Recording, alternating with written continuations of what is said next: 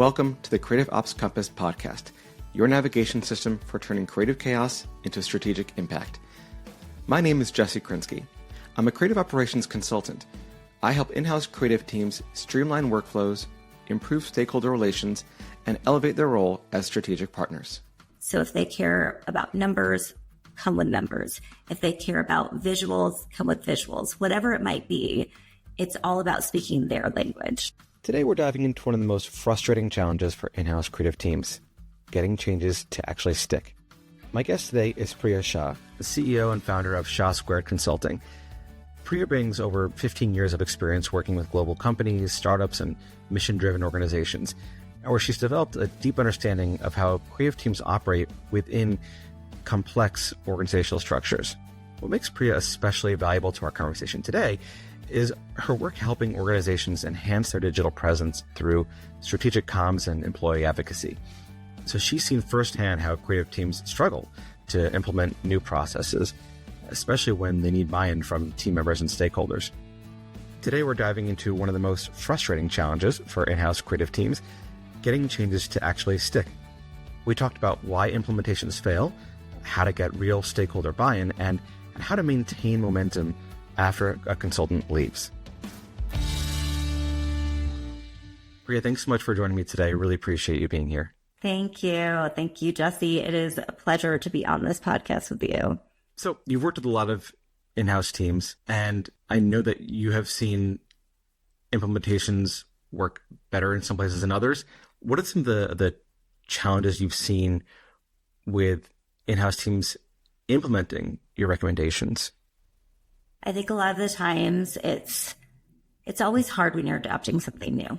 That's no matter what going to be a challenge. So if I'm presenting something that's a different way of working, or it includes forms or something that is just not the way that they've done anything in the past, it's easy to resort back to what you were doing before. And especially if you're getting any sort of internal pushback, I think sometimes people want to avoid the friction, that they're like, let's just go back to what we were doing before. And I don't think it's necessarily from an area of looking at the efficiencies or thinking about how you're going to save time or how you're going to work better across teams. Because, think about creative. You're oftentimes in a very matrix organization. You're working with all the different departments within an organization. If you don't have a standard way of working with them, sometimes you can also then kind of play into internal politics. So I think for what I've seen is it's a lot easier ultimately to go back to that comfort zone than it is to say, okay, this consultant came in, we all had conversations, not just the leadership, but also, the day-to-day, the coordinators who are working on some of these editing tasks or doing all of the small things that we don't even see as partners behind the scenes. Sometimes when I work with in-house teams, I can tell in my first conversations with the team members that they're looking at me like I'm one of the Bobs from Office Space. Mm-hmm. And they're worried that I'm asking them, what is it you do here, right? And so they're worried that I'm there to find ways to, trim budgets and trim the fat. How do you work with teams like that when team members are worried that you might be there to just try to find ways to possibly cut back headcount? I think especially with the way in which we work today, I think any of us who have worked in-house, and not just on the outside, but actually on the inside, know there's always tons of work. We are oftentimes putting so many things to the side because we just literally have no time. So I think what it really comes down to is the delivery. So explaining that our role is not to necessarily do anything that would jeopardize their role. If anything, it's to validate their role, to give them the opportunity to take on more projects, potentially ones that maybe have more visibility, because they're not stuck doing the day-to-day in such a way that's just really taking 10 times as long as what it should, just because of the semantics of it. I think this is true not just in corporate environments, but in people's personal lives as well, that in a vacuum, people will tend to want to fill that, their minds want to fill that vacuum with oftentimes catastrophic thinking, right? If they don't know what is actually happening or why, their brains may jump to a worst case scenario, and then they will be defensive. They'll block them. They'll try to protect themselves.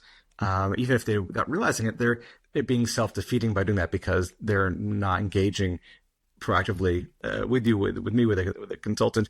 But oftentimes what I've seen, the issue is that it hasn't been made clear to them why this is good for them personally. So yeah, making sure that to the extent that that is reasonable, that they can be reassured that we're here usually to make sure that they're focusing on work that is moving the needle. And that is what I've seen so often, is that a lot of times I'm coming in because there's redundant work being done that isn't necessary. And people who are so much more skilled than the work that they're doing, including the leaders, especially the leaders, are so focused on minutia, and the team's influence and impact is not what it can or should be. And that's what I'm usually there to do, is elevate the team's influence, impact, and awareness throughout the company.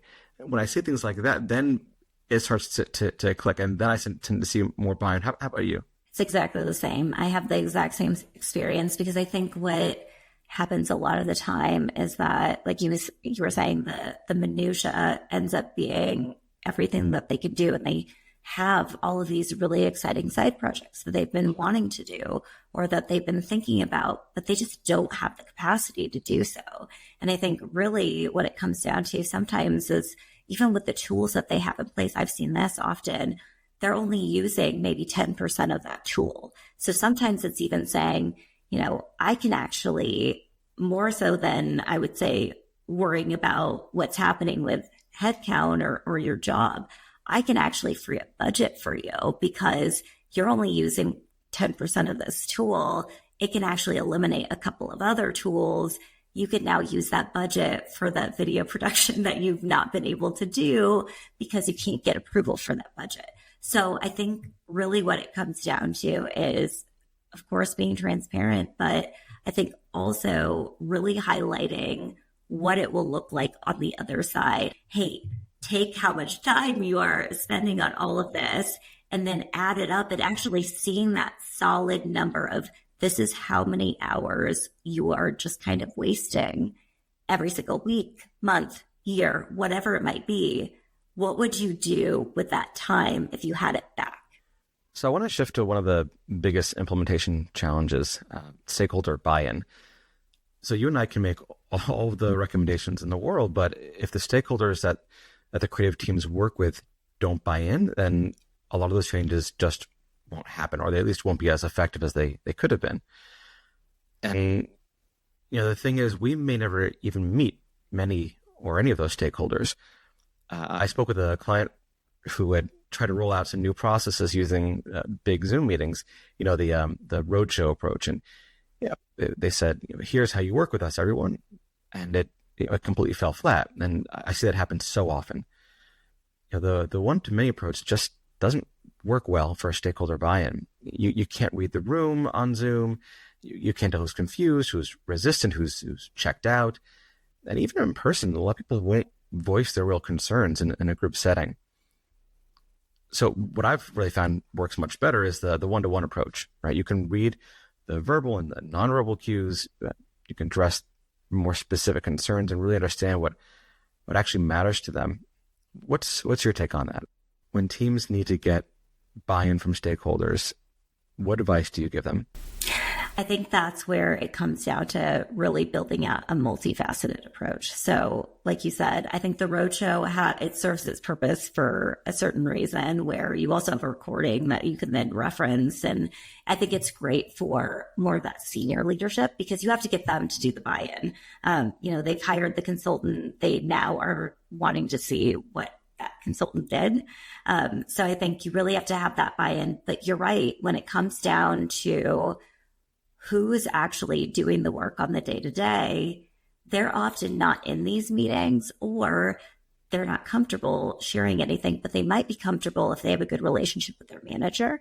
They might be comfortable sharing details. And so also giving almost like a series of questions to the managers to say, hey, while we're implementing this, can you, during your one-to-one meetings, ask some of these questions and try to get some answers for us? Because I think beyond even that comfort level of just, wanting maybe to just feel like you're a part of the team and you don't want to add friction, but you're just kind of silently sabotaging on the side.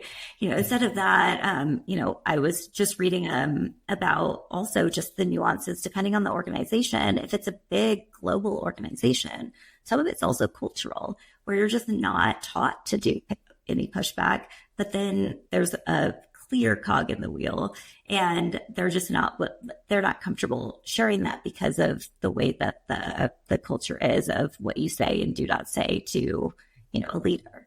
So they disagree, but they're not going to voice that. They're also not going to go along with actively go along with the recommendations that you're suggesting. Exactly.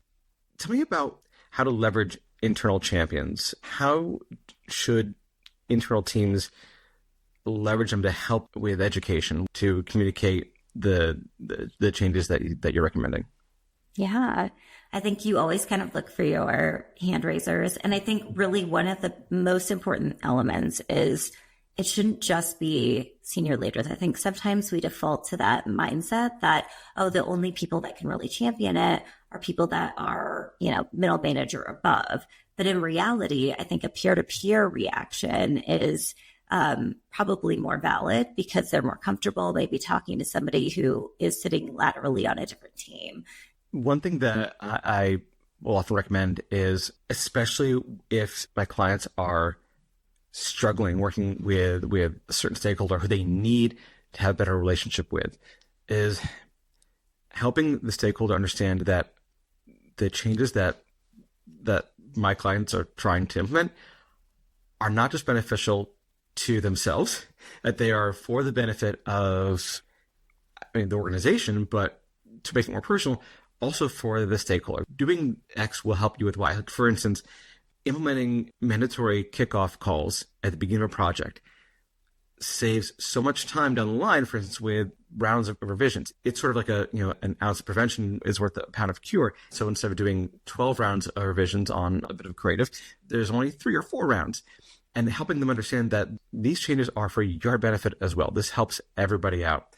Is that something that you recommend as well? How do you recommend that your clients get that buy-in from openly resistant stakeholders? I think you really have to understand what that stakeholder cares about. It's understanding this stakeholder might care about increasing, let's say, time and efficiency with their team because they're noticing that they're wasting so much time doing these revisions and they don't understand why they're not doing, XYZ project right now. So I think a lot of the time it's trying to figure out what is the pain point that they have so that you can then speak to how it will resolve it, which I know takes a little bit of customization and it's a little more challenging. But I do think, especially for someone who maybe is being really tricky and might even jeopardize what would happen down the line or make it so that everybody is having to be in more meetings or whatever else it might be. I think really if you're able to have a conversation either with them or with people that work with them to better understand how they think and operate, then explaining it to them in that way oftentimes will get you better buy-in. So if they care about numbers, come with numbers. If they care about visuals, come with visuals. Whatever it might be, it's all about speaking their language. So this reminds me of a tool that I'll often recommend for internal teams, creating a stakeholder map that lays out who your stakeholders are, what matters to them as far as you can tell. And by that, it can mean what their KPIs are, what their political, internal political standing is, how much influence they have, how they prefer to be communicated with, things like that. In order to be able to fill out a stakeholder map, it's so important to have a one-to-one interview with them where you really get to understand, if you don't know otherwise, how their success is measured, what challenges they face, what their personal and their team's priorities are, and then understanding how those fit in with the larger context of the organization and how it affects you being the creative leader. Mm-hmm. But so many in-house creative leaders aren't thinking about this because, first of all, they're so busy with the day-to-day grind, the game of whack-a-mole every single day, that taking the time to stop and do these really essential foundational aspects of stakeholder relations is so challenging. What are your thoughts on that, of these strategic stakeholder interviews and the stakeholder maps? Is that something that you recommend? I think that is a great way to really showcase that partnership, because I think what a lot of the times we do, and I've seen this happen, and I think especially with creatives, sometimes they are just that, they see this big picture, or they can see something that we don't see because we're not in it every single day. And a lot of the times, I think with the stakeholders that they work with, they have zero kind of vision when it comes to that side of the business.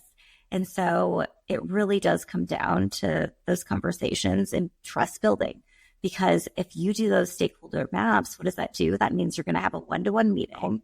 You're going to be able to really get to know them, and you're giving them your time. I don't think there's anything better that you can do as a person than actively listen, ask people questions, and get to know them as that first step of building a really good, solid relationship. And so I love the idea of then taking that information and storing it somewhere that you can use as a reference.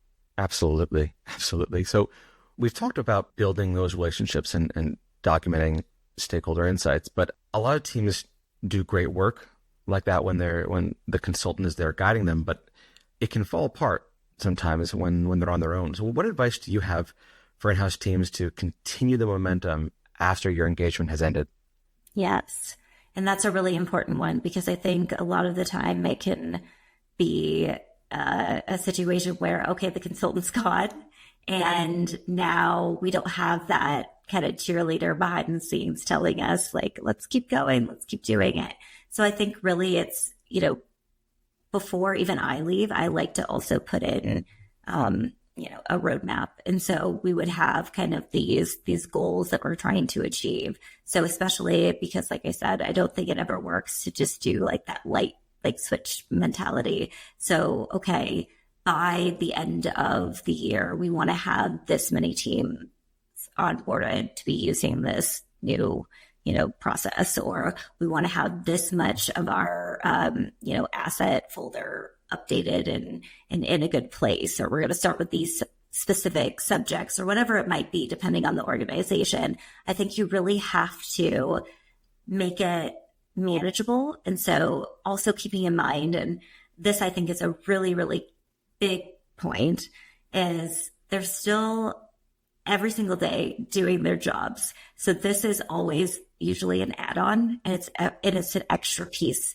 So keeping that in mind, I think you have to really think about what makes sense based off of your team. What do you have upcoming?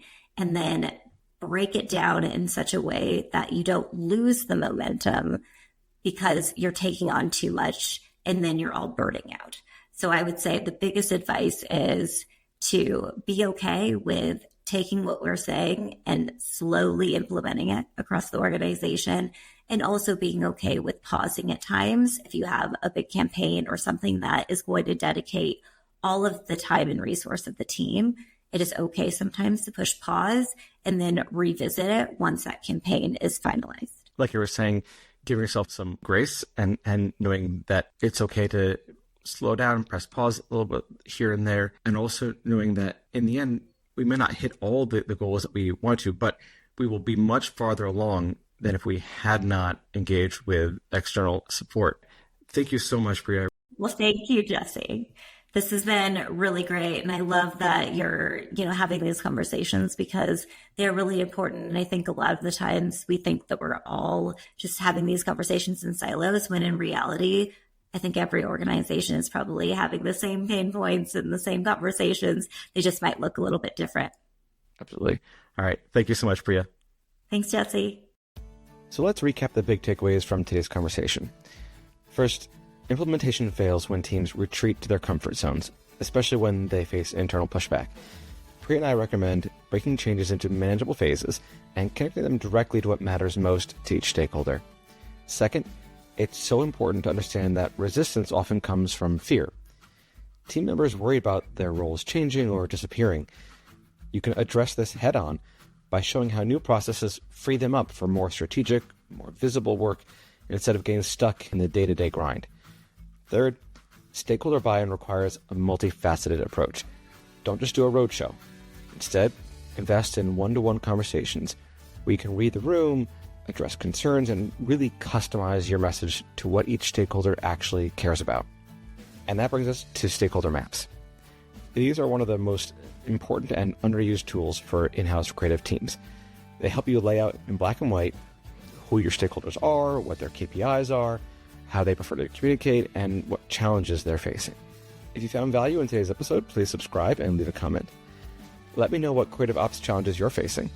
What topics would help your team work better? And if you've successfully tackled a creative ops challenge that other teams struggle with, I'd love to hear about that too. Reach out through the contact info in the show notes. Thanks for listening.